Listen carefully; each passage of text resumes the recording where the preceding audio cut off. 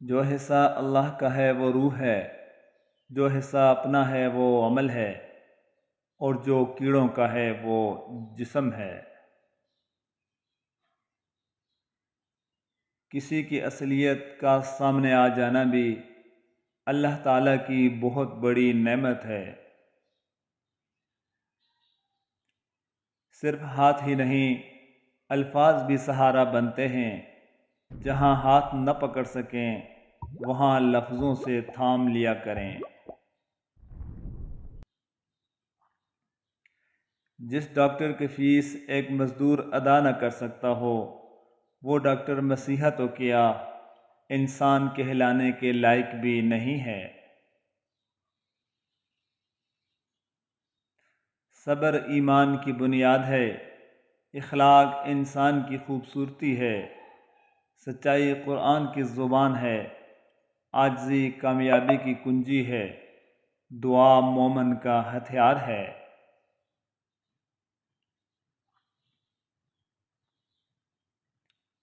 انسان گھر بدلتا ہے، لباس بدلتا ہے، رشتے بدلتا ہے، دوست بدلتا ہے، پھر بھی پریشان کیوں رہتا ہے؟ کیونکہ وہ خود کو نہیں بدلتا۔ لوگوں کو جانچنے کا کام تم نے سنبھال لیا، حالانکہ اعمال تولنے والا ترازو تو کہیں اور ہے۔ حضرت علی رضی اللہ تعالیٰ عنہ فرماتے ہیں، کسی کا دل اتنا مت دکھاؤ کہ وہ اللہ کے سامنے تمہارا نام لے کر رو پڑے، کیونکہ ٹوٹے ہوئے دل سے نکلی ہوئی آہ عرش تک جاتی ہے۔ حضرت علی کرم اللہ وجہہ فرماتے ہیں، انسان کے ساتھ رہنے والی بدترین شے حسد ہے۔ وقت اور دولت دو ایسی چیزیں ہیں جو انسان کے اختیار میں نہیں۔ وقت انسان کو مجبور اور دولت مغرور بنا دیتی ہے۔ مجھے اس شخص پر تعجب ہوتا ہے جو روز دیکھتا ہے کہ اس کی عمر اور سانسیں کم ہو رہی ہیں اور وہ موت کے لیے تیاری نہیں کرتا۔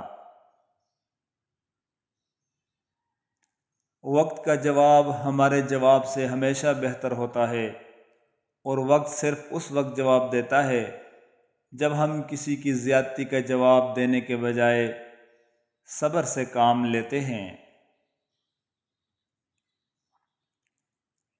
اپنی خامیوں کا احساس ہی انسان کا کامیابی کی طرف پہلا قدم ہے۔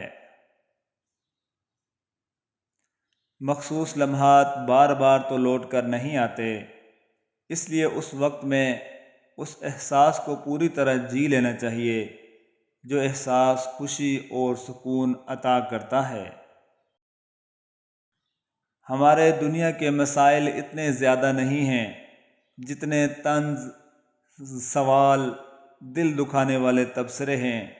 اگر صرف زبان روک لی جائے تو لوگوں کے دلوں کی تکالیف کم ہو جائیں گی اور بہت سے لوگوں کو سکون مل جائے گا۔ ان لوگوں کو نظر انداز کریں جو آپ کو خوف زدہ اور اداس کرتے ہیں، جو آپ کو بیماری اور موت کی طرف لے جاتے ہیں۔